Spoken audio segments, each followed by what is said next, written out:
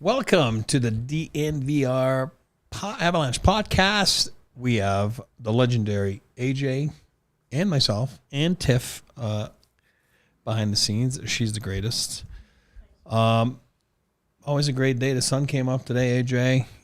Did it? Yes, it did. It's beautiful outside. Beautiful day in Colorado. This is the kind of Colorado day that you sell people on living in Colorado for. My little guy got in the car this morning. It's like 6:30 to go to school. He had a T-shirt and shorts on. I'm like, buddy, you good? Or like, he's like, yeah, it's gonna be nice today. I'm like, oh, okay. Because last night when we left, you were like, you don't have a jacket, and I was like, when I got here, it was 65 degrees and sunny. What do you want from me, man? And then because we're saying that, there'll be like 10 feet of snow tomorrow. Who knows? Yeah, I'm kidding. But anyway, let's get back to before we move on to talk a little bit of Pacific Division stuff. Let's touch on last night a little bit. I got my thoughts, but what are your thoughts on, after waking up to a beautiful sunny morning like this was?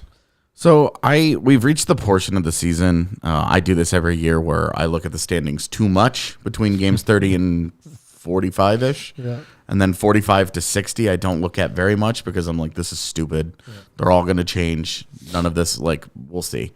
And I woke up today and I looked at the standings for the first time since the All-Star break. Yep. I hadn't done it since then.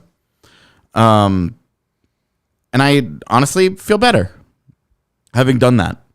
I think it was a good dose of perspective that the Avs are, I think it was 5th in the NHL in points right now, and they're 8th in points percentage.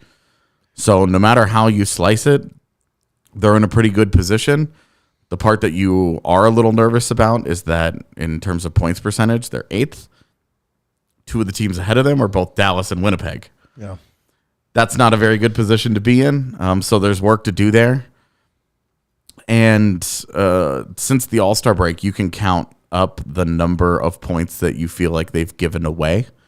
The Rangers game that they were leading 1-0, very much like the Detroit game last night. Basically the same game, in that they had a 1-0 lead into the third period, lost it in the last 10 minutes, and then lost in overtime. That's 2 points that they could have had they just closed it out.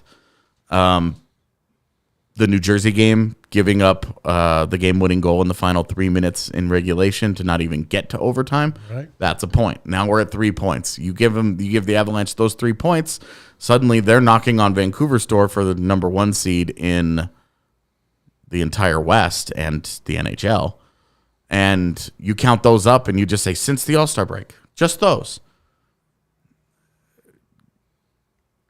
And it's a lot of points left on the table. You go back in the season. Yeah. At least 1 point in Nashville, probably 2. At least 1 point, probably 2 in Arizona with the 4-0 collapse. Yeah. Now we're all of a sudden we're up to 5 points. Yeah. And it's hey, over the course of a season, you are going to have those nights. You are going to give some points away. They also lost in the final minute of regulation against Seattle earlier this year. Yep. Now we're up to 6 points. So it's starting the point that I'm trying to, and every team has a list like this. What I'm trying to say for the Avalanche is that the difference, it's a razor thin margin between the Avalanche being in the position that they're in and leading the NHL in points. It's a very, very, very razor thin margin there. Now on the other side of that, how many multi-goal comebacks did they have where, that's also not something that you necessarily can count on. Yeah. So it does work both ways, but it all adds up to me feeling pretty good about the Avalanche this morning. Disappointed about last night. Really, my concern about the 13-13-5 road record is growing. That's 13 wins and 18 losses on the road. That's a problem for me. Oh yeah, that's a real problem for me. So that is something that is becoming an increasing concern of mine, and something that I want to see them have a strong finish. I want to see an 8-2 finish on the road. 7-3 finish on the road. 26-5-31. So there's still 11 games on the road. Yeah, okay. I want to see that kind of finish on the road. Yeah, where they really figure it out and they play great hockey away from Denver, because they have not played great hockey to this point, and that requires them to play exceptional hockey at home. It's great that they've been able to do that, but you don't want to be in the position where you have to win all of your home games to make up for your lack of ability to do it away from home. And to that point, going into the Stanley Cup, playoffs and the dance and the race, whatever you want to call it, right? You need a little bit of help. What I say by that is you can't control injuries. So totally. And what you can control, though, is the way you're playing, to your point, leading up to the dance. And that's very important. Sure, you might have had a bad December, January, but you know what? It's behind you now, but you actually found your strides the last 6-7 games. It's very important to get into playoffs with a groove, and especially, like you said, to an area that they struggle, which has been the road. It's funny because we started the season talking about their accolades of this winning streak on the road. They set an NHL record. You're like, hey. And then, now we're talking about whoa, the road record has not been good. You know what I mean? And not the standards of trying to win the Stanley Cup. And you're right. Then it makes you want to be exceptional at home, and they have been exceptional. So, at least they've done that, to counteract the below average performance on the road. Let's call it what it is, right? So, but to get back to last night, though, I just want to touch on Annie, and I thought he was awesome. You thought the same way. Definitely. I know your studs and duds kind of, talked about that, but and it was fun to see. It was fun. I think it was fun for him to see too. I think that was his plan this year to be the guy that's going to be here all year and have a bigger workload. It just didn't happen, right? You can't control, again, injuries and stuff like that on a personal note. Timing was wrong for him to go down, play some games, and then by the time it was time for him to get up, he was injured. So kind of derailed probably their overall plan. But it's kind of nice to see him right now. He was really confident last night. And you get beaten overtime by, Patrick Kane. That's, as a goaltender, it's like, man, you want to save every shot. But you're talking about great play by Larkin to Kane. Yeah. Bad play by McKinnon. Exactly. I'm talking about Eustace. Yeah. You know what I mean? So it's kind of all in all, I didn't mind the last two games, a little greasier, tighter, not track meet games as we're going to see in the playoffs. Again, it will be interesting to see tomorrow with Toronto. We'll talk about that at the end a little bit. But, you're talking about track meets. Holy cannoli. Those guys have been involved in track meets lately, So we'll talk a little bit about that. But pretty good track meet of a game in Toronto between these two teams earlier this year, too. Let the horses go, buddy. Yeah. Giddy up, Mac. Giddy up, Miko. Come on. Maybe that's what. We'll talk about it at the end, but maybe that's what Kale needs. One of those games to get out of the funk a little bit. But let's move on to what we wanted to talk about today, which is the Pacific Division. Obviously, not the Avs division, but a division that's part of the Western Conference, and a division that's always kind of intrigues me because you don't know what you're going to get year to year. I don't know why. It's just in my mind. It's just always been that way for me. I'll just give you the floor there on the thoughts on who do you think, first of all, are the locks for the three spots in the in the division, and do you think things will change come April? I don't remember what the first day of the playoffs is, but come playoff time. I think the last day of the season is April 15th. A little later this year. Something like that. Yeah. Do your taxes, by the way. April 15th. Yeah. It's tax season. Yeah. So right now you got Van, you got VGK, and you got Edmonton. So I think the lock there is Vancouver. Yeah. I think they're the. I also would just say, given how they've now played for an extended stretch, it's no longer just the 1 month; it's several months now. But Edmonton, I think, is the other lock. I just don't see a world where Vancouver and Edmonton are not in the Pacific bracket. I'll give you credit though on Van. I got the blinders on sometimes because of my good buddy talk and footy. I tend to have the blinders on and not want to face the facts. And not that I'm rooting for them. Obviously, I'm an Avs fan, and that's what we are. And then Avs of blood. But you always root for your friends, too. And, I think they've done a marvelous job, Footy and Talk and those guys, right? So, but you're right. You've been telling me for, God, weeks now. It's coming. It's coming. I'm telling you guys. He's been telling me. He is a genius. The guy next to me is the best.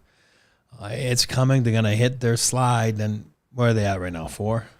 4 straight. It's 4 straight. Is it 4? It's 4 or 5. I know last night they fell down last night again, right? Yes.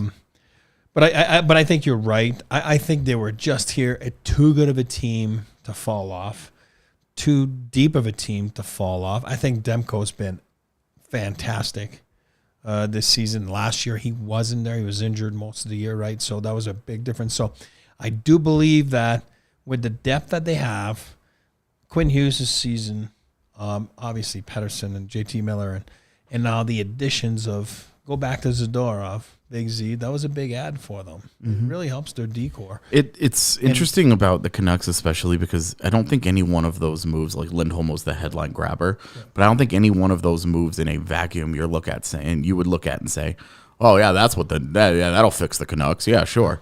But when you add them up over time and you look at it and you're like, hey, for some reason the Teddy Bluger line is the best third line in hockey right now. Even better than what the Avalanche third line with Colton and Wood and LOC, because that line is the second line right now. Right. But that Teddy Bluger, you're not looking at that and going, oh, that's a big sexy ad. That's a game changer for them. But when you add in that line, but you also get the great year that they are out of Dakota Joshua and Talk loves him. Yeah, I mean, how could you not with the way that he's playing? But then you do add in Nikita Zadorov, and then you do add in Elias Lindholm, and you're getting tip-top career years out of certainly Quinn Hughes, but Pettersson and JT Miller are also fantastic. Brock Besser is unbelievable this year. I forgot his name earlier, yeah. This is exactly what it looks like when a team has it. Everything goes right for them. Yeah, everything goes right for them. Are they good? Yes. Yeah. But everything is going right for them. They've gotten good health for the most part this year. Yep. They have gotten somebody like me is always going to look at what's a team's PDO, what's their shooting percentage, what's their save percentage. They're both very, very high. And where I have been telling you all year is that it is unsustainably high. That what they've been producing is not something that NHL teams do across 82 games. And if they have either done that or come close to doing that, they crash in the postseason. Which is why I always tell you, it comes for everybody, man. Boston last year. Right? It comes for everybody. And what I actually think what the Canucks are going through a little bit right now is a little bit of that adversity of now they have to figure out what their team is when it's not all going their way, when they're not building a 2-0 lead every single night and playing with the lead and then winning 4-2. What does it look like when they're getting scored on first and they have to grind through game? What does it look like when they give up a lead? How do they handle getting punched in the mouth? And I think that is going to be a very interesting aspect of the Canucks over the next few weeks, to see how do they handle this stretch of games. Because if this is just, they've lost 4 or 5 games in a row, and then they rip off an 8-2, they handled it just fine. Just a minor blip, no big deal, speed bump. But if this turns into an extended stretch where suddenly they've lost 10 of 15. Yeah, it's funny you're saying that because Talk met the media a couple of days ago here in Denver, and then I was talking to him afterwards. But you're right. He said, and it's funny what he said though, because he said covering the Avs with TNT, obviously in that playoff run there 2 years ago. Mm-hmm. He's a big fan of the Avs, and what they've done and what they've become, and he talked exactly about that. He says we're seeing adversity now for the first time this year. And that was 2 games ago. So you were like 2-3 games in a row that they lost. Now they're at 4 or 5, whatever we're at. Our numbers are off a little bit. It's too sunny outside. But Talk was talking about, it's not like you're asking for adversity. You know what I mean? Like, of course you want to go through it at some point because of, like we said, the Bruins last year, you know. Adversity is healthy. It's just healthy. But he's like, it's not like you're looking for it. You know what I mean? Like, oh, let's get some adversity today and tomorrow, and then we can get it off by next Thursday. And he said the Avalanche probably the best team at handling it, you know, in his book for the last couple of years. And those are his words, you know. He said they know how to do it. Their room knows how to do it. Their coaching staff knows how to do it. You know, it's an aura, it's a smell, right? And maybe just look at maybe a little Jersey last year. Once they hit it a little bit, I thought they were a little immature with it, and you know everybody starts like panicking, and you look at them now. You know, but that's what I'm saying. So when when it hits, you have to be able to stop it, to figure it out. It doesn't mean that it's going to stop in one day. Right, we've seen the Avs a couple times this year where it's like 3-4 games. It takes a little bit of time, but I think it was interesting to hear talk about the adversity and obviously what they're going through. And the other team I want to talk a little bit more here on, but you're right about Edmonton. It's not a fluke. They're good. We all knew that. It wasn't normal. The first 20 games were just not normal. Yeah, well, and again, somebody like me is going to look at all the underlying numbers, and they're going to say this team is nowhere near as bad as its results. And sometimes the team can produce really good underlying results and have a fatal flaw. Ask Hurricanes fans; they know this well. Yeah, that's right. But their goaltending was horrific, and there was no way they were just going to continue to have the problems that they were between playing as well as they were, but losing the way that they were. Yeah. It's kind of the opposite of what the Canucks have done a lot this year, where the Canucks have been outplayed in a lot of games. Yeah. But they have a 2-0 lead. They scored 3 goals on 5 shots, stuff like that. Like we saw in Minnesota the other day where, they had 3 goals on 5 shots. They had a 5-2 lead going into the third period. Now, that part was normal. What happened after that in that Minnesota game was the weird part. Yeah. But Edmonton this year was kind of in the opposite boat. They were playing pretty well. They were losing a lot of games. And then obviously they rip off, they start playing well. They make the coach change. They start playing well. And then they rip off 16 straight wins. And it's like, well, it also goes to show you how deep of a hole it can be in the NHL where you're like, we say all the time, you can't make the playoffs in the first month of the season, but you can miss them. Oh, yeah. And Edmonton, if the Pacific Division was a little bit better, if the West was a little bit better, Edmonton would be in a tougher fight right now to make the postseason in a more normal year. As it is, the softness of that division, Vegas and LA both falling apart after blistering hot starts, has created the situation for me where it's easy for the Oilers to make it now. Yeah. And they're probably the team that I take the most seriously. Yeah. Just given Vegas's injury issues right now, and not really knowing what's going on there. We'll get to that. But with Edmonton, I just think that's a really, really good hockey team and that they're playing really good hockey. And their elite players are playing great. Yep. And they've found a top pairing. They found a goaltender that is playing good hockey. That's all 3 levels. Mm-hmm. All 3 levels. Their elite guys are elite. They've found something on defense with Ekholm and Bouchard at the top of it, and they're playing fantastic. And Stuart Skinner has shown himself to be pretty good. So now you cross your finger if you're an Edmonton fan and you say, is this the real Stuart Skinner? Yeah. Or is the Stuart Skinner of last year in the playoffs and what we saw this year, first 20 games, But you're right. I think Edmonton's a lock. Vancouver's a lock. Yeah. But to get back to Vancouver 2 seconds, I just saw something on chat. I think Jack was talking about. And Talk did mention that too. They've played so many road games. It's just like the Avalanche. Yeah. You know what I mean? They've played so many road games, and it's the dog days of February, and it hits everyone. Is it any coincidence for the Avs that their worst stretch of the season came where they played 11 out of 13 on the road? Now, they had, obviously, a break. Yeah. But 11 out of 13 on the road, and every single one of those teams except the Montreal Canadiens was actually a pretty good team. Oh, and the Ottawa Senators was a pretty good team. Yeah. It was like a team having like a solid year. All of those teams think that they are playoff teams. Yep. Every one of those teams that they played. And that last 6-game trip that they had, there were no easy nights.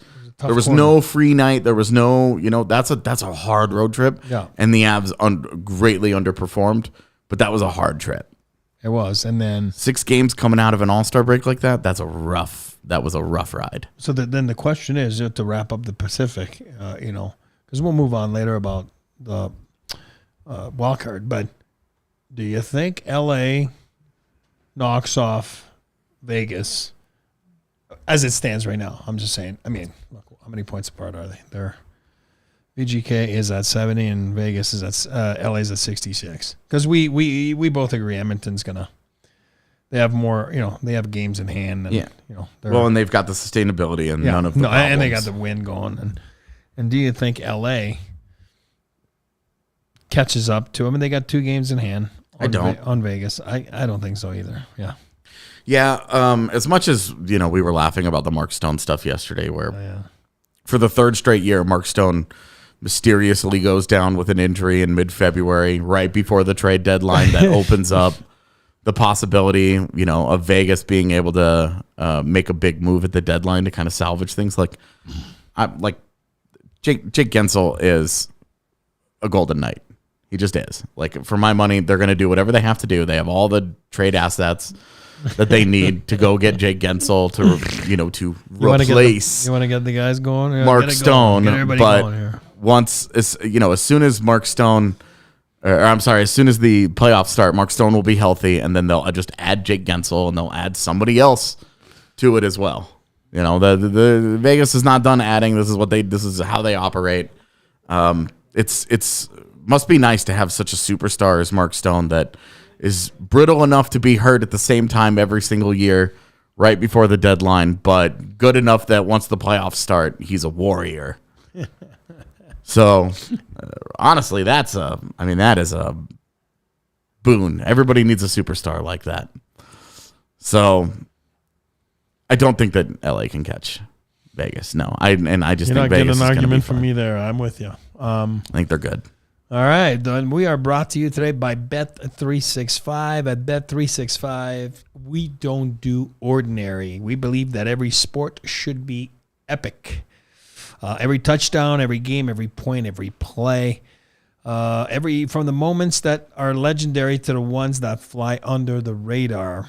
Get a better price on chosen markets for select games with Bet365 Boost or Bet365 Super Boost. You can even get in on our very own custom bet. Keep an eye out each week for the new bets on Bet365.com. Ride with DNVR. And place your bets using code DNVR365 at signup. Must be 21 plus and physically located in Colorado. Please gamble responsibly. If you or someone you know has a gambling problem and wants help, call or text 1-800-GAMBLER. That is 1-800. Do you want to fight? Gambler. What are you looking at me for? I'm telling you, they're not fighting over their bets, you know what I mean? Like Rudo's the bet king. He's not here today. Rudo Bet365 is our guy. He'll make you money. Rudo will make you money on Bet365 before the game. Just listen and trust him. Hey, he's been hitting them lately. So we're also brought to you by Premier Members Credit Union. My French came out there. Sorry, I apologize. My God, that was awful. I apologize. Premier Members Credit Union. There are a lot of financial institutions out there, but there's the one, and want you to remember, the Premier Members Credit Union. They're not a bank, which means they do things differently, like putting their members first with higher savings interest and lower loan rates. When you become a new member at PMCU, you will get $200. You just have to open a checking account and sign up for e-statements. It's that easy. This will be your best money move yet. Head to becomepremier.com to find out more. Second period of the DNVR Avalanche podcast. We're still with AJ, myself, and the lovely Tiff. Let's talk a little bit about, even though they're apparently fighting. Wants to fight. Yeah, even though they're fighting. They are fighting. I'm not making you. Don't make me plug my mic. I'm not making you do anything. I'm in between. I'm no comment. Unbelievable. Let's people's kids, dude. Let's talk a little bit on Wild card, shall we, AJ? A little bit of wild card there in the West, obviously. So we just finished the end of the first segment talking about how neither one of us thinks that LA is going to catch Vegas. But don't you have the little bit of concern about Vegas? Because if Vegas doesn't make the big deadline move, if they don't go get a Jake Gensel, or I don't even know who else they would want at this point, But they always go after the big fish. Right. But if they don't make that and LA stabilizes a little bit, which it looks like they are stabilizing a little, and Vegas continues to roll out these not very impressive lineups with no Stone and Eichel, I mean, isn't there a world where they slip down into the wild card and maybe the Avs don't want to win the division? Hey, I always say if you start looking down and you're starting to pick and where, let the chips where they fall. But I agree with you. In the back of your mind, it is there. Winnipeg's going to have this incredible season, and they're going to win the Central Division, surprise everybody, and their reward could be a suddenly healthy Mark Stone in Game 1 of Round 1, and they have to. It's the same matchup of last year's playoffs, except it starts in Winnipeg, but now Vegas is magically healthy, plus the deadline adds. You're right. You never want to play, and then you're going to say, well, look, the Avs played Seattle last year. You never want to play the Cup champs because it's theirs to defend. They're the Cup champs until you get dethroned, right? Mm-hmm. I mean, that's just how sports work. So Seattle handled it. Well, that's what I mean. You're full of shit with your point. You know what I mean? No, I'm not saying 100% of the time. And I'm not saying that 100% of the time you're going to lose it, but you don't have to like it and say, oh, God, are you serious? We have to, first round, we have to take on the champs. You know what I mean? So that I agree with your point about Winnipeg, if that's the case. You know what I mean? So I think it will be quite interesting to see, I got them pulled up right here, but, if it doesn't change, let's say LA stays, at where they're at, you got St. Louis at 8. I don't think St. Louis scares anybody. You know what I mean? I don't know. They don't scare you because you don't like them at all. But obviously, if it would stay like that today, I mean, Nashville is right on the cusp, right? Yeah, and the reason why you feel like LA is probably locked in there is just because, maybe they don't catch a Vegas, but who's seriously do you really have faith that LA is going to fall apart so badly that St. Louis or Nashville overtakes them? No. In this case, it'd be both of them. Mm-hmm. Both of them would have to do it. Or even you go down, any of Seattle, Calgary, or Minnesota is going to overtake both of those. Two of those teams are going to surpass LA before the end of the year. So I think LA's there. I'm with you. And I go back to my good buddy Daryl Sutter a couple years ago. That was the funniest line ever when he's like, great, you're going to make the 8th seed and then, wow, you're going to play, 7 days and then you'll be gone? You played the Avs 4 games and it's exactly a waste of 7 days. It's exactly what happened. It was so funny because when he said it, and then it exactly happened that way. They swept Nashville. And it's like, yeah, you're right. So let's say you made trades or didn't make trades because of, and that's why, having been in management, I don't like where Seattle, Calgary, Mini they sit. You know what I mean? Because it's when you do the math realistically, you're basically 2 to 3 points away from St. Louis to make the final 8 spot, right? I mean, you're really not out of it, but do you really have the team to do damage? Yeah. In the playoffs, and that's what you got to tell yourself. But that's a tricky line because then you got to tell your fan base, we're actually not going for it. We don't want to go in the play. And then you always hear get in the playoffs and anything can happen. And I agree to a certain extent. You know what I mean? Think of the LA Kings, their first cup. It wasn't an 8th place seed. It wasn't an 8th seed. Yeah, people like to point to that, but that was a team that, again, if anybody was paying attention to underlying data at the time, that was a very good hockey team. That was a sleeping giant that woke up in a big way. And then we were right behind. Remember, we lost game 81 and then finished 9th or whatever it was. But it's really? Oh, my God, we were if we won, we could have won the cup. No, because we didn't have the team built to win the cup. The Avalanche I'm talking about that year. Yeah. But the Kings did. that's one of those, like, you're like, they weren't the Stanley Cup champs, but whoever the top seed was like, I don't remember that year, but like, well, we got to play these guys. Yeah. You know what I mean? Like, oh, I just don't see looking, because we're talking wild card right now. I don't feel like that about Nashville. I don't feel like that about Seattle. I don't feel like that about, even St. Louis. That's right now in a spot, right? Having fired their coach as well, and then you got Seattle. That I think they're just, a bunch of hard workers. I mean, it just shows the way that they're greasing it up. They're right there. You know what I mean? The difference with Seattle is that they've had trouble winning games this year, and they are only in this race because of overtime losses. Yeah, no, you're right. They 24, have 21, 11. They have 11 overtime losses, and the teams around them have 2, 2, and 5, and Minnesota was 6. So you're talking about the only reason that they are here is because OTLs. And I think it's a pretty big problem when a team's number one issue is winning games. Yeah. It's hard to buy into them making another run, but you never know. I mean, yeah. And I say you never know with this group of teams because they're just not you're not worried about any of these teams come the postseason. No. I want to ask you about your thoughts on the Blues here because they have some guys that you could that could be interesting additions for actual good teams. Yeah. Pavel Buchnevic's name has come up. Yeah. He's really, really good. He's really versatile. Yeah. And he's only got a year left on his deal, next season left on his deal. Yeah. That's a guy that could be a big ad if Vegas were to want to go and get him. Somebody else would want to go and get him. What's he at again? I think he's at 5.8 for another year after this. But I admit I haven't looked recently. Yeah.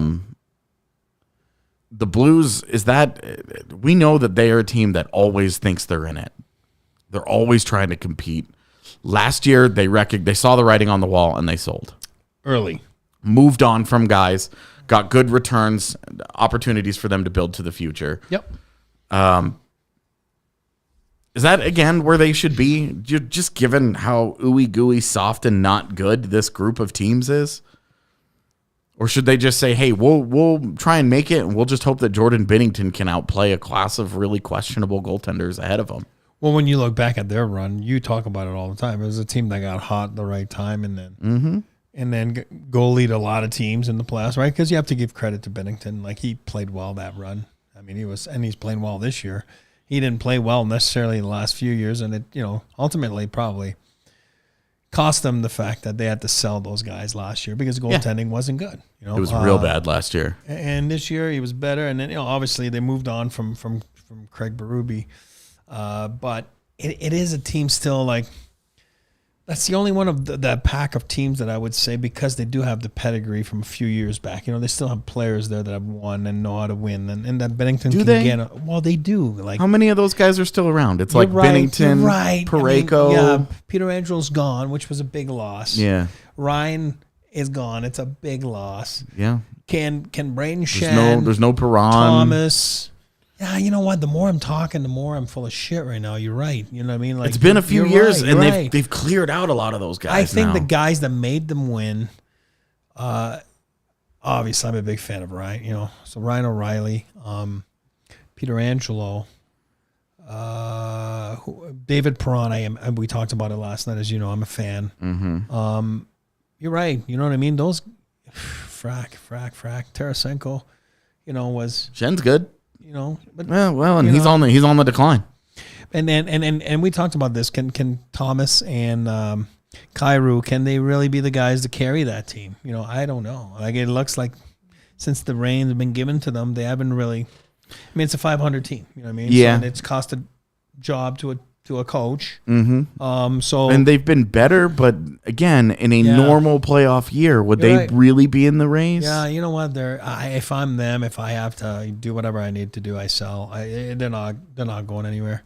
And I'm talking about to realistically make damage in the playoffs and in Calgary.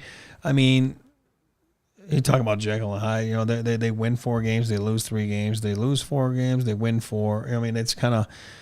And I think they're in sell mode, as we know. They've already started when they decided to trade Z, and then Yeah, they're going to get a lot worse. Lindholm. And I think that, you and I know Tanev's going to be gone by him. Tanev, Hannafin, and Markstrom could all be gone, but Tanev and Hannafin for sure. 100%. If I'm a team, I make a go at Markstrom. I do. I think he's seeing the puck right now. He's playing well. Again, like any other athlete, like you got to have your head on straight in the sense that you're feeling good about your game. And I think that's where he's at right now. He feels good about his game, where that's not necessarily last year. I think the playoff against the Avs hurt him. You know what I mean? Well, and he fell apart against the Oilers. Fell apart against the Oilers last year. 2 years ago. Last year they didn't make the playoffs. But if I'm a team like Jersey, it just seems like such a perfect fit. You know what I mean? Like if I'm a team like Jersey, I go hard after them. So if you're Jersey, let me ask you this, because there's 2 goalies here who could really shake up this order. Yep. Because Nashville's also in there, and Nashville is the team that we haven't really talked a lot about. Yeah. That, UC Saros is right there. If you're in New Jersey, do you want UC Saros or Jacob Markstrom? Well, I think you're right. It's one of those two, and I wanted to talk about Jersey right now. So it's perfect that you're talking about it, because I know you like Askarov. Milwaukee's on an 18-0 run. Easy to like a goaltender when he's won 16 straight games in the AHL. But they are like on an 18-0 run, give and take. Yeah. Sorry, my stats are not up to date on American League, but Milwaukee is on a heater. You know what I mean? And to Jack Hughes' words, they can't lose. I mean, it's scary. You know what I mean? It's amazing. Now, as far as Nashville goes, then I think they'd be way more down in the standings than they are today. That's my original thought at the start of the season. I thought they'd be a little lower. I think they're right there, which I didn't think they would be there. You know what I mean? That makes sense. You know what I mean? They're what is it, 2 points out? Or whatever they are. Andrew Brunette, I think, is a really good coach. They're tied. I'm a Bruno. Bruno's awesome. Really good coach. Man. It's awesome. And again, you bring in Ryan there. It's good leadership. You know what I mean? Listen, I just thought that it would take them a year or so to move on from last year, which was a disappointing year. I do think it is really helping Nashville that they're playing Brunette's a little more up-tempo. Yeah. I think it's hurt Saros and hurt his numbers. A little bit, yeah. But it's allowed what their defense does best to do what it does best, because they get out and they move the puck with Yossi and Barry there. It's a couple of guys that play on the offensive side of the puck better than the defensive side of the puck at this stage in their careers. Yeah. And I think that really helps them. It does not help Saros. No, but to answer your question, if I'm Jersey, it's whatever the deal that helps me stay competitive for a run in the playoffs. You know what I mean? I'm talking about roster assets. Yeah. You know what I mean? Because it's a goalie. It's a little different, right? So it's not like you're trading a D for a D, or you know what I mean? So a goalie's coming in, but what are they going to ask in return? I.e. Calgary, and then example Nashville. Yeah. But I go after one of those two if I'm them. No offense to their goalies that are there. We're talking about New Jersey, but LA could also be in this conversation of. And my next one was, I'm LA. I do the same thing after those two. We talked about LA all year, and you know that we both like them, and I still think they're really good. They just need a goalie, man. They just need a goalie. Talbot is a good goalie. It's just that it wasn't going to be sustainable what they put up, right? Copley getting hurt and him taking on the load, but it didn't, obviously they got hit in the head, right? They got punched in the face. And then it cost ultimately Todd his job, right? So Talbot and Riddick is not a tandem that. Well, we had that in Calgary, so that was our tandem.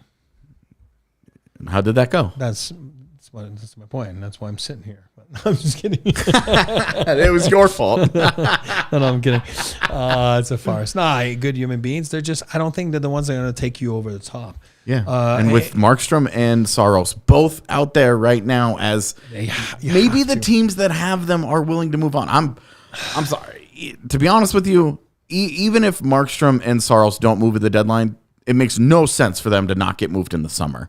And for Jersey and LA to be the teams at the front of that line. Correct. Maybe Buffalo as well. Yeah. But really, Jersey and LA need to be at the front of the line for the goaltender.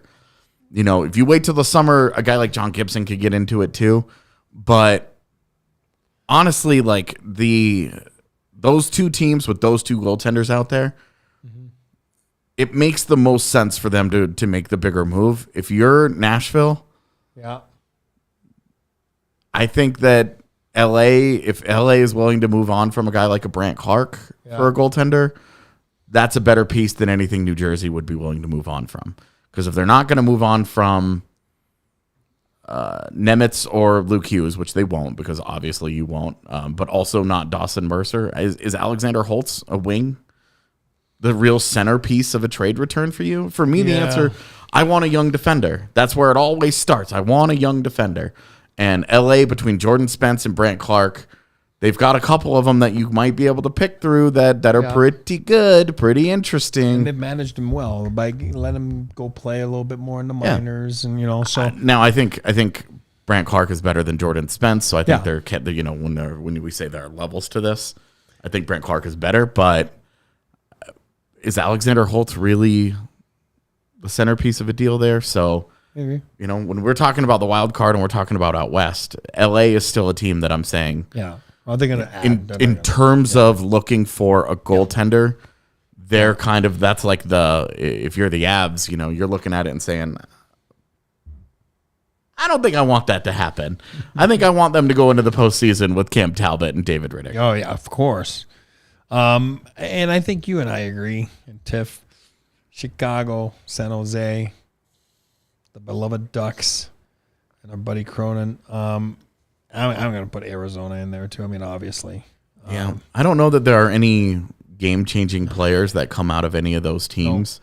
No, but what I'm trying to say is there's an X next to those guys. They're not making the playoffs. Yeah, they're done. And I think Minnie that always makes that run to be there at the end. And do they really have the team to win? I don't think so. I agree. And I think it's hard for Billy because he's a winner. He's a grinder, So just send us Fleury. That's okay. You know what I mean? Like, let's just, maybe we brokered a deal here. And, so make sure you send that to Minnie.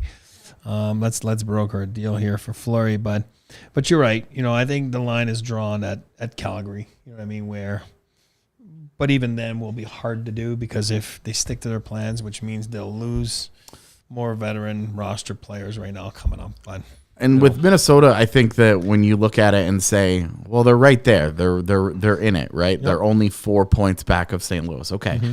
My question is, if you're Bill Guerin, do you think that Minnesota can be 5 points better over the next 25 games? Can they be 5 points better than 4 other teams?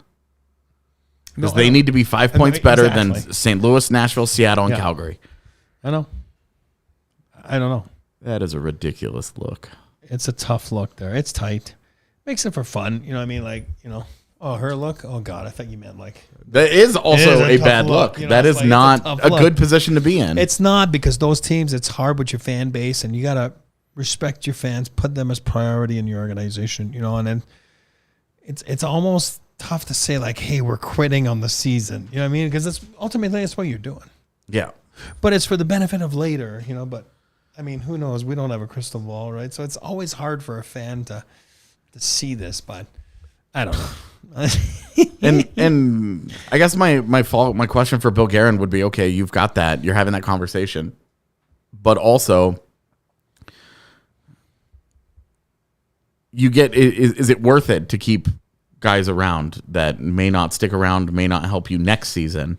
Is it worth it to keep those guys, or to even go and get a guy or two? Maybe like bring a Matt Dumba back, for example, like maybe a Jason Zucker, the former Wild guys that might be available. Yeah. Would it be worth it to go get those guys and finish in 9th place? Oh, exactly. No.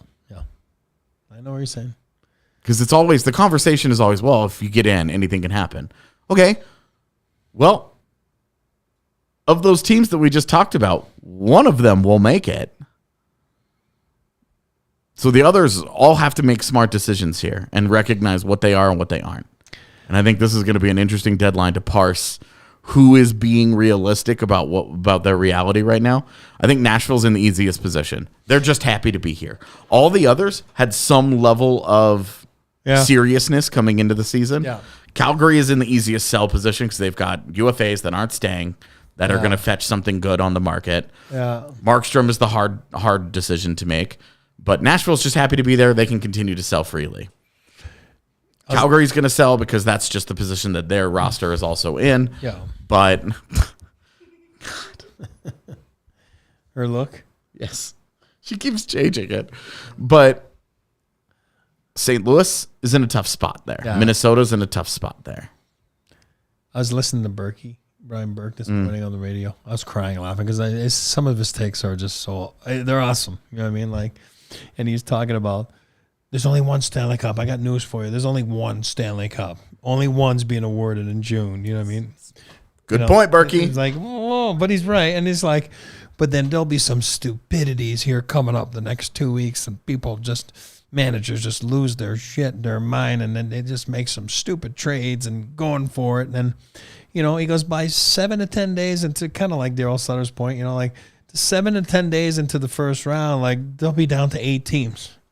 So 8 teams out of 32, you know what I mean? The dream or the doing something stupid, like, would have been like, oh boy, what did we do? You know what I mean? Half of the teams that live off of the drive of once you get in, anything can happen. Half of those teams are gone after a week. And that was funny to hear him talk. So anyway, if you're trying to debate whether you should go for it, you should sell, or you should add to your assets, you can go get snacks at Circle K. That's like a Rudo transition here. I tell you, when we're going to be eating some snacks is on our trade deadline show on the day of the deadline. We're going to be nom and just wood chippering through some Circle K snacks. Sitting over there on the couch and get the computers open and get some snacks. So we'll be here. Oh, yeah. We'll be on air. Oh, yeah, that's right. No, but when we're not on air, you know what I mean? Like taking a break. No breaks. All right. I like it. Tiff's got the hang on. So anyway, we can join Circle K's Inner Circle for free today. Use the QR code, enter your email and phone number to be fully enrolled. After that, all you need is your phone number to get deals, including 25 cents off your first 5 fill-ups and more. Sign up with the QR code on screen or visit www.circlek.com/inner circle for more information. Get a free any size Polar Pop from Colorado Circle K's by texting DNVR to 31310. That's DNVR to the number 31310. Message and data rates may apply. Periodic recurring messages per month. Terms and conditions can be viewed at circlek.com. Also brought to you by the wonderful people at Breck Brew. Breckenridge Brewery has been making beer for 33 years, and it all comes down to their love and passion for good beer. Try an Avalanche Amber today and use the Breck Beer locator, only to find it anywhere in the U.S. at breckbrew.com. Third period of the DNVR Avalanche podcast. Let's talk a little bit of our Bet365 top 5. Yep. Today, we are going to talk about the top 5 usable. Is that the best way to do it? How about we use your terms? Is that what I just had top 5 trade assets for the Avalanche to use at the deadline this year. Perfect. Why not? Let's trade deadline's coming up. If you're not familiar with it, well, it is coming up March 8th, 3 p.m. Eastern time is the deadline. 1 p.m. Mountain. 1 p.m. Yeah, 1 p.m. Mountain. Look at me doing math live on air. If you're reading, but if you're a big hockey fan, there's always stupidities at the deadline. There just is. It just is. It's the word deadline that creates those things, right? Because there is a deadline. It moves things along. There is what we just talked about, teams that are thirsty, starving for something, which I don't mind. I'm a gambler. I don't mind it. I've liked what Tampa's done last few. Back then, there were crazy moves, but it worked out. So, but there's been some crazy moves that didn't work out, right? There's been some teams that added a lot of guys, and it just didn't pan out. And so let's talk about some of the top 5 assets that the Avs could use to better themselves and to make sure that Mac and the company are not drinking too much Breck Brew. You know what I mean? They're actually They're not drinking it on the golf course and after 10 days. Yes. So we want to make sure these are the assets, and I did not include NHL players. So there's no Bowen Byram on this list, predominantly because I didn't believe that he was actually going to get moved in season. No. Especially. Whew. Well, that's So starting on this list, we have Mikhail Gliev. Swift skating young defenseman that was a recent first round pick and is one of Colorado's better prospects in the system. Mm-hmm. It's an easy sell as to why he would be considered one of their better assets to move. I have him at 5 because, yes, he would have value in a deal. Yeah. But I think the main reason he's not higher up on this list is because he's going to be in Russia for at least another 2 or 3 years. Yeah. So he's probably not coming to North America anytime soon, which means anybody trading for him right now would be really punting on the present for the future. I think it's always been the plan, right, for him to stick over there. And when he was drafted, he had a multi-year contract over there already. So there was never any doubt about he's going to be, I think it was at least 2 seasons. And then he signed another one to add a third year on. They got good representation down there in Russia too. Like my good buddy, Alexei Gusarov, former teammate there that works for the Avs now in Russia. So kind of always helps to have a set of eyes down there and make sure you're keeping track on. Build a bridge to those Russian guys and make you feel like you're still, like the organization cares. Yep. It could take a little while, but as we're about to see with Nikolai Kovalenko, it can pay off. I mean, Goose is one of my favorite teammates of all time. We can do a pod on him one day. It's fine. The whole pod. He's the best. Stories about that man are awesome. All right, let's move on to number cuatro. Number 4 on this list, and the reason that I have him higher than Guliev is just proximity to the NHL. Sean Behrens. Yep. He's having a better junior year than he did sophomore season. In my opinion, he should be getting an ELC at the end of the season. He's a junior, right? Yes, and I thought that after the end of last year, but there were, as Megan has detailed, there were a number of factors that led to the decision for him to go back for another season. But if he signs, he immediately becomes the best defensive prospect for the Avalanche. I'm not considering Sam Malinsky a prospect anymore. He'd be in the top 7. He would be, at the NHL level. Exactly. The Avs, I think of him as a de facto and a full-time NHL player, just as it is, because the Avs clearly would like to have him there. They just kind of have a loaded blue line at the moment. They can't really find a home for his game yet. But Sean Behrens would be, I have him kind of on the same caliber of prospect as Drew Hellison when the Avs traded Drew Hellison at the deadline for Josh Manson. That he's a good prospect. He's not a great prospect, but Behrens has really lived up to his profile in college hockey as a really smart player. Yeah. A better defender than you would think given his lack of size, but more of an offensive guy. Yeah. And questions, he's so small. The questions about him at the NHL level are, can he... he's not as poor a skater as Will Butcher was. He's a better skater than that, but he's not an elite skater. He doesn't have the kind of edge work and evasiveness in his game as like a Sam Girard, even though he's the same size as a guy like Girard. So how does Behrens balance those things to be effective in the NHL is a fair question to ask. But he's a good, young, puck-moving defenseman ready to break into pro hockey. There's a lot of value there. And I would have had him at the start of this season. I would have had him at the highest on this list of the movable prospects. It's funny because when you're seeing guys, when you're getting phone calls on guys, that's when you know what I mean. Like it's funny because teams are calling you on, hey, I'm going to call. What about this Sean Behrens? You know what I mean? Like it's funny. And then there's some guys it's absolutely dead quiet. You know what I mean? So. Maybe because teams don't do a good job, you know what I mean, scouting the other team's depth charts, or whatever, reserve lists. But that's a good pick. And again, let's not panic here, people. It's not that saying those guys are going to get traded. We're saying these are assets that, the Avs could use potentially to better themselves to go get the silver trophy here down the stretch. Yeah, and I think it's become obvious leading up to this deadline that there is not a perfect fit anymore for the Avalanche. Something that's going to cost a lot of the capital. Yeah, is that really big move isn't there? So, these are assets that I think will be. I would have a hard time seeing Gulyev getting moved. Of all the assets that will be on this list, I think Barons is the most likely to be moved. All right, let's move on to number three. Yeah, we have Cal Ritchie, who's had a great year in the OHL.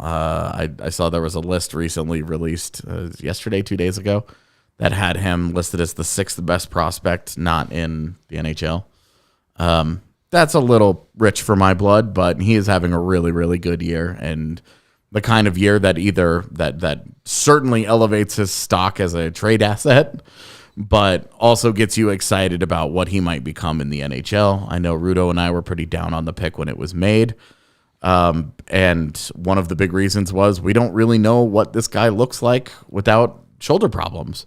Mm-hmm. Well, we have a better idea. Yeah. And he's pretty good. So I think that, as happens every year when a prospect actually plays pretty well, we're seeing a little overrating of Cal Ritchie as a prospect and the caliber of player that he is, with people talking about him potentially making the team next year. Yeah. For me, that's a tough stretch, but I won't say no way, because he could come into camp and just look really good. You worked for the Avs when and you were one of his most vocal proponents back in the day when Ryan O'Reilly made the team. That's right. So, I don't want to say it can't happen. Would he be better served as Colorado's 4th-line center next year, or going back to the OHL for another year? That'll be the conversation that the Avalanche have to have over the summer and in their training camp meetings. And did get to see him development camp, or like you said, training camp, because of the shoulder injury. Right? We will get to see him at Dev Camp in July, and we will get to see him hopefully at Rookie Camp, wherever it's hosted next year. I don't even know where we're going. I'm trying to remember. Is it back to Anaheim next year? I don't know. I don't know where it. I don't know that it's been announced. So I'm for my money, it should just stay in Vegas every year. It's the easiest. It's the most convenient. It is. Everybody likes it. Just keep it in Vegas. Stop messing around. Is it San Jose? I don't know. Anyway. Oh God, I hope not. If it's in San Jose, you guys are going. The new rink. All right, number 2. Yeah, number 2. I've got the 2025 first-round pick. Is he a good player? He's probably a decent 16-year-old right now that we are a long way off from seeing. First-round picks are always really valuable. Yeah. Teams covet them like crazy. The Avalanche have only traded 1 first-round pick in the last, I don't even know how many years. It's been a long time. And that was for Darcy Kemper. And that was a kind of you backed yourself into a corner. You played chicken with the goaltender market, and it was you or Edmonton. And ended up being the right call. Yeah. Funny enough, those teams played each other in the Western Conference Final, and Darcy Kemper did not participate. Much. Anyway, he played the first period of game 1. And number 1? Yeah, and number 1, it's the 2024 first-round pick. Closer to being ready to play. Exact same comments that you just made. Yeah. And 1 year closer to. Yeah, and teams, it's easier to sell because you know this better than I do, certainly, that part of the trade deadline is winning the press conference. You want to be able to sell your fans on, right, hey, we got a first-round pick, and it doesn't always feel great when you go out there and you say, oh, we got a first-round pick in 2025. Yeah. So this isn't even a pick that you're going to make this year, but it's a pick that you're going to make next June, and that guy could be 4 years away from the NHL. So now it's 2029 before this guy even is helping us, and I'm supposed to be excited about that. So yeah, it's a tougher sell, but this year's first-round pick it's for every single team. It's always valuable. Is it more valuable for teams that are in the middle of the pack, like if St. Louis wanted to maybe do something bold and trade a first-round pick for a guy, than a team that is very, very likely to make the postseason like the Avalanche? Yeah, of course. But that's why those teams don't move first-round picks very often. And the Avs will be, if you're trading for the Avalanche first-round pick, you should be planning for it to be 24 or later. Well, that's a great list for your bet 365 assets, top 5 assets the Avs could use to better themselves. And if you want to better your house, you can always look at Empire Today. So we're brought to you by Empire Today. With Empire, you get shop at home convenience, the right product for your needs, quick and professional installation. Our philosophy is to help you find what you need, not trying to oversell you, not overwhelm you with thousands of choices or substitutes. Flooring is all Empire Today does. We live and breathe flooring, so you can be confident you're getting honest, upfront advice. Schedule a free in-home estimate today. All listeners can receive a $350 off discount when they use the promo code DNVR. Restrictions apply. See EmpireToday.com/DNVR for details.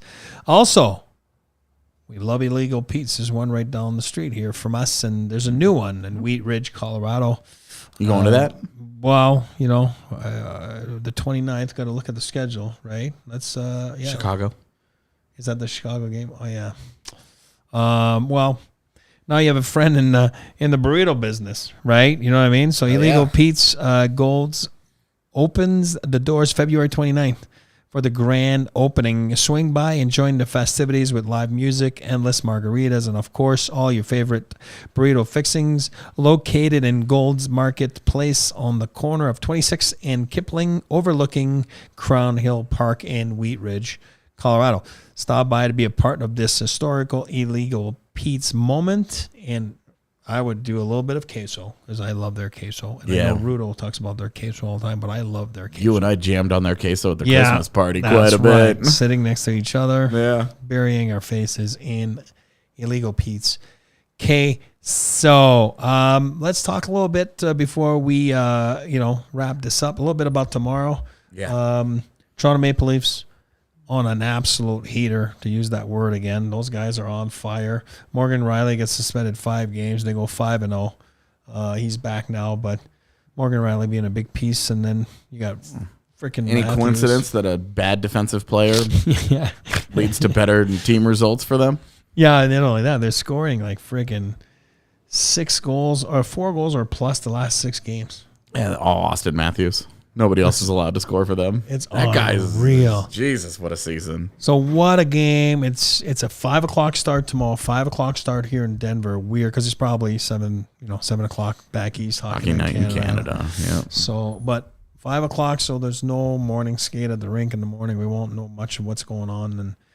But expect the Avs to come out flying. Expect the Leafs to come out flying. It should be a good one like it was the first time around, right? That was a good game. Yeah, don't spot them a 3-goal lead, please. Exactly, yeah. I don't know. Apparently Samsonov's flaws are all gone now, and he's an elite goalie, and we'll see. Well, that, as we've seen with goaltenders, all you have to do to fix them is just send them to the AHL. Yeah, but don't play him there. Just send him there and then talk with him. Let him know that when he passes through waivers that nobody in the league wants him. Hey, it worked. Whatever they were, he got his game back on track somewhere. So give him his props. Does that mean that that's your guy now? I don't know. Again, you're talking about goalies. If you're one of those teams that should be looking for a goalie, or is the Toronto Maple Leafs, and they are too. Any super chats? No, perfect. Easy day. Looking forward to a great evening and watching a little college hockey tonight. And then the Eagles are playing tonight. I think Megan's going to the game. I'm looking forward to playing video games tonight. Yes. It's been too long. It's been too long for you guys. And, well, anyway, drop us a like. Follow us on Twitter, Instagram, YouTube, wherever you want to follow us. We get to work every day with wonderful people. Tiff, as you see her right now, this is what we get to look at and try to keep a straight face and not start laughing. And that's why AJ was laughing the whole show. Look at that face with that hat. It's awesome. So we get to work with great people every day. Rudo, Megan, AJ, not myself. I'm just a tag along, and those guys have been awesome. Megan, Eric first star. Megan gets first star every game. Tiff gets first star. Sorry, Megan. Tiff gets first star every day for all the work she does behind the scenes, and she is always there for us. She is our leader and cleans up after us in every aspect to make sure that AJ is under control. And Rudo. I'm a wild man. Rudo's a wild man. You're not a wild man. You're my wing man. Rudo's a wild man. All right. Well, we thank you, and let's move on, and let's wrap this up, and we'll see everyone tomorrow. I do believe it's a 4:30 pregame. 4:30 pregame. And I'm not sure if there's a watch along tomorrow. I forgot if there is. Okay, Watch there's along watch tomorrow. along tomorrow. All right, all shebang tomorrow. With Rudo should be back, and thank you, and we'll see you tomorrow. We all silly like the mayor.